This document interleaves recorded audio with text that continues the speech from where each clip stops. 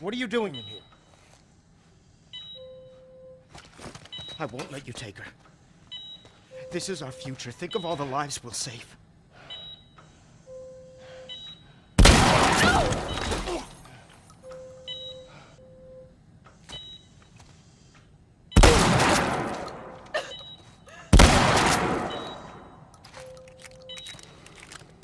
So, no right answers, no wrong answers. But what about when your answer affects others' answers? On paper, this entire sentiment rubbed me the wrong way. Not in terms of the answer and the take necessarily, but the circumstances that invariably surround it.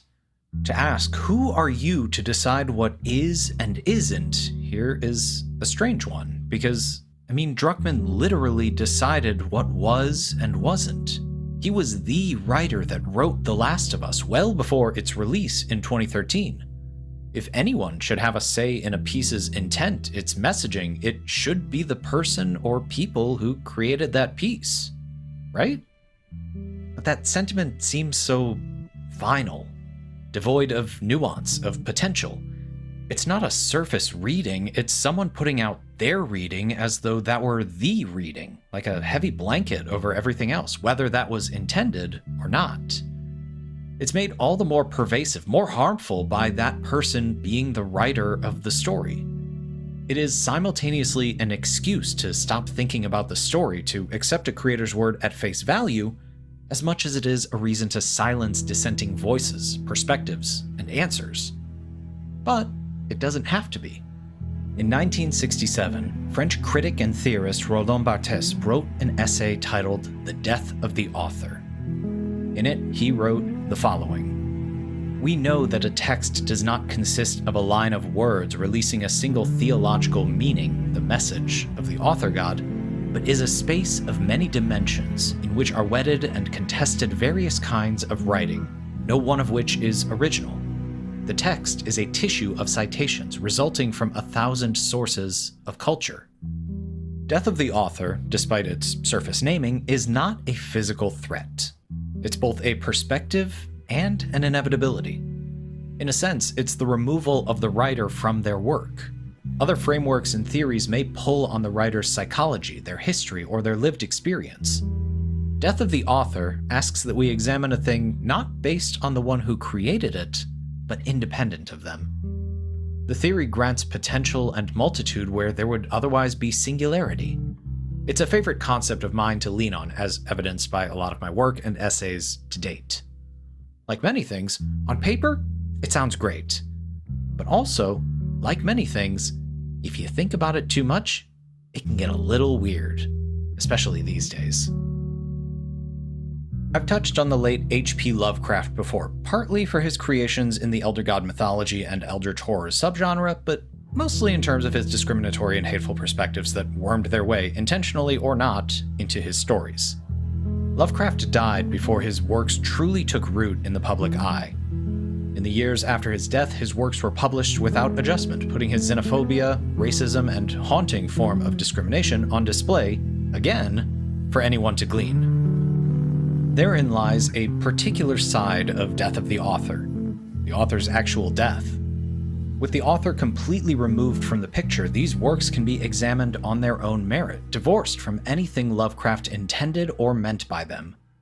Additionally, they can be used in theory circling back to Lovecraft, examining the works in fuller relation to our historical understanding of Lovecraft's psyche, perspective, and experience. See, it gets weird because we're using Death of the Author, the event, to subvert Death of the Author, the theory. Like, think of our modern communication systems with forums, threads, live streams, and other ways of connecting with a person or people or the fourth person chat in an instant. If you start shit, even on the internet, you must be prepared to get hit. In the past, word traveled more slowly, and rebuttals, editorials, and press releases would only come out so often. Now we can see skirmishes play out in real time over social media, rapid-fire exchanges taking the place of waiting for measured responses. Back with stories and narratives.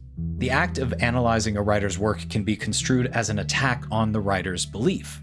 If it doesn't match up with my views, it is different, and therefore, it must be removed. If not the story, then the writers themselves. We can be quick to conflate critique with attack, or just as quickly snowball from legitimate critique to attack for how quickly our world spins and how fast we have to move to keep up with it. When we're alive, we are liable to defend ourselves against threats to our worldview and our perspectives. The actual death of the author, in a way, clears the runway for more in-depth hypotheses. Now, this is all hearsay with Lovecraft.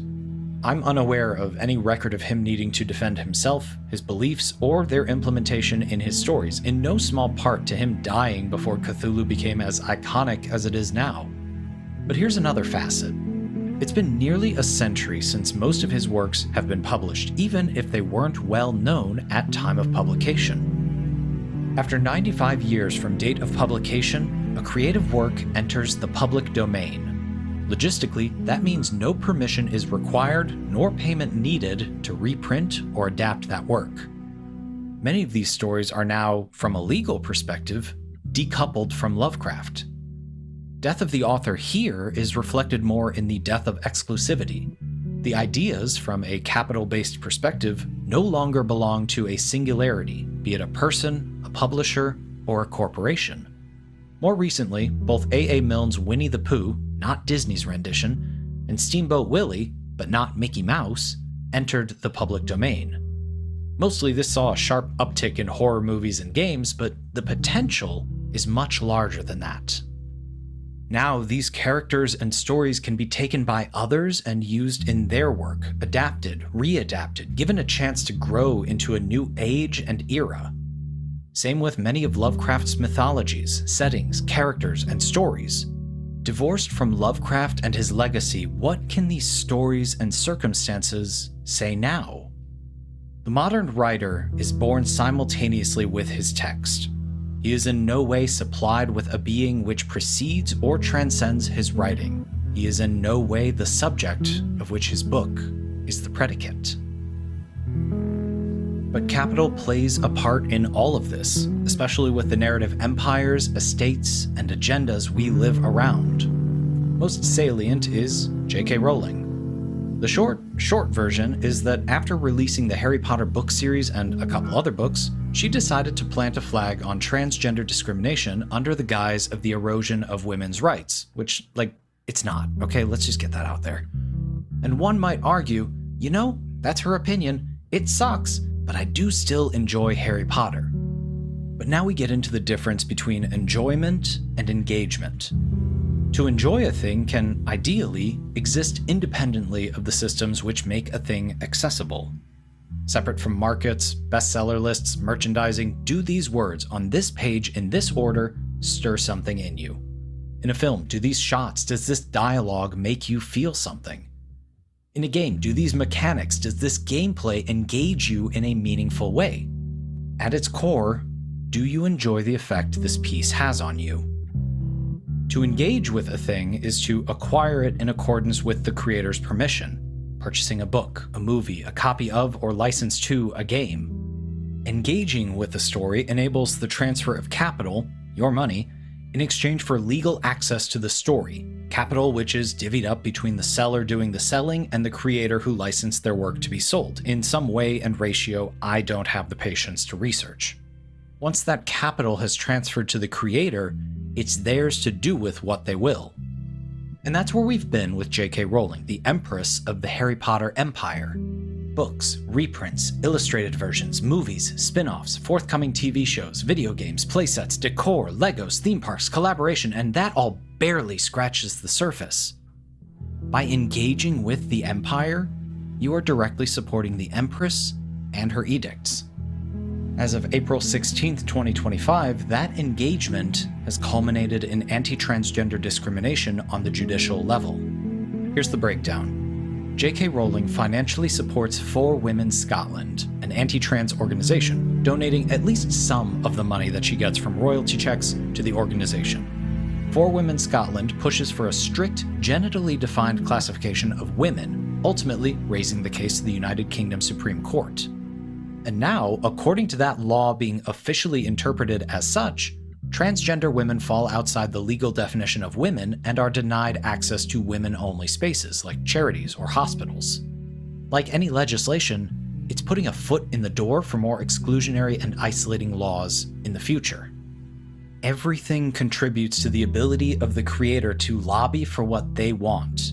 Everything from watching the new TV series, to playing the video games, to buying the merchandise.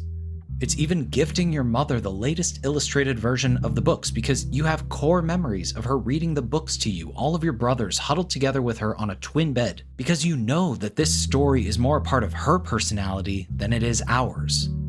I may not have purchased as much Harry Potter stuff as the next person, but even once in a blue moon, I bought something.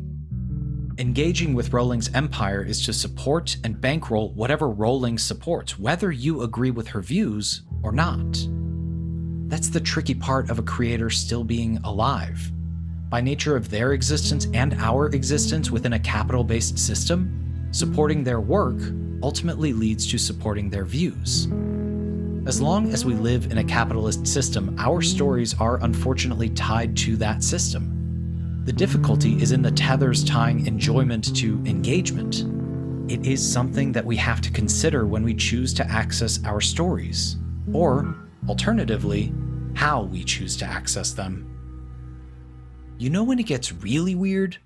When you're looking past fiction and narrative and still finding ways to scrutinize a writer. Legislators are constantly trying to infer what the writers of founding documents meant when they wrote what they did. Like, look at the ongoing debates in American politics as it pertains to the Second Amendment, the right to bear arms. Does the Second Amendment apply to weapons that have a rate of fire magnitudes faster than the average one-round rifle of 1776? Or, in the writing, was the lack of foresight intentional? Was it optimistic in the future of the country? Could the framers have fathomed the loss of life at Sandy Hook Elementary School, or the Pulse nightclub, or Parkland High School, or the Route 91 Harvest Festival? Would that have changed how they wrote and phrased their original documents?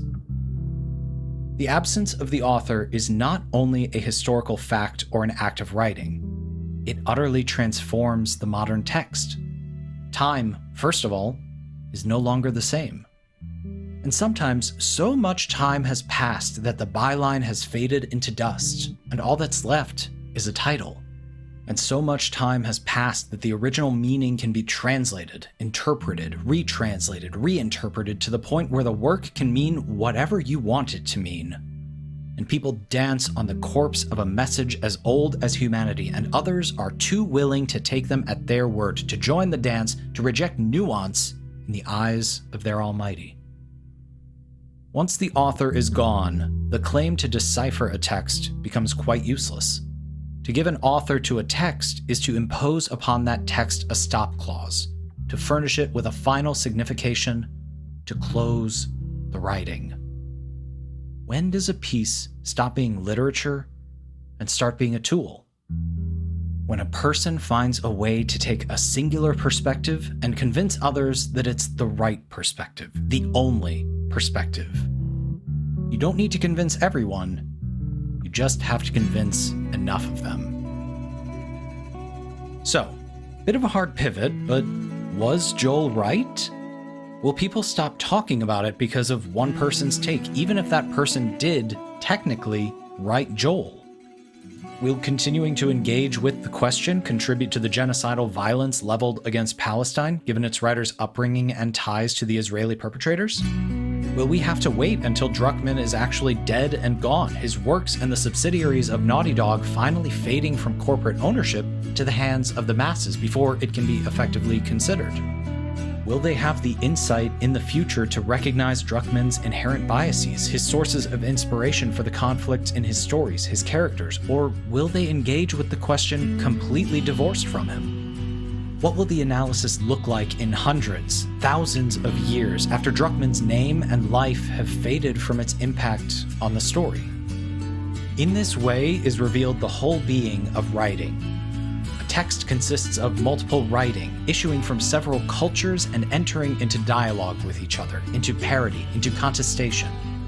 But there is one place where this multiplicity is collected, united, and this place is not the author, but the reader. The reader is the very space in which are inscribed all the citations a writing consists of. The unity of a text is not in its origin, it is in its destination. But this destination can no longer be personal.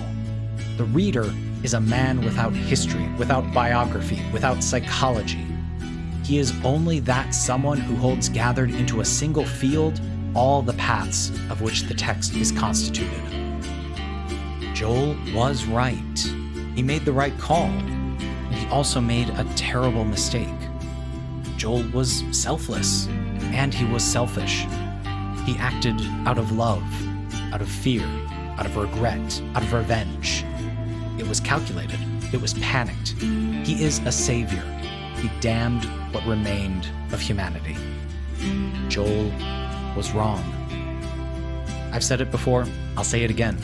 There is no right answer or wrong answer, not in terms of story or themes or characterization.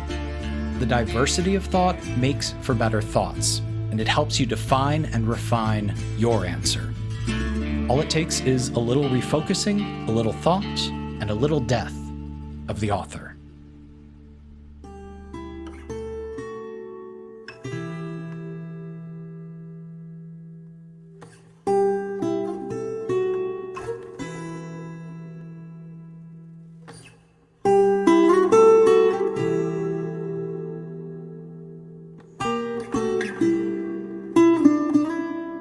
But also, Joel was absolutely wrong, no question about it. You want some sources? My childless, burnt-out husk of a life experience with human beings aged 22 and under. I don't think a cross-country road trip would change my mind much. I already had to live with these damn kids for 10 years of my life, and I'd throw at least 30 of them onto the operating table if it meant maybe saving humanity. Yeah, even just maybe. Fight me. I'll lose because I'm built like a sad English major and not Joel McLastovus, but I stand by my answer.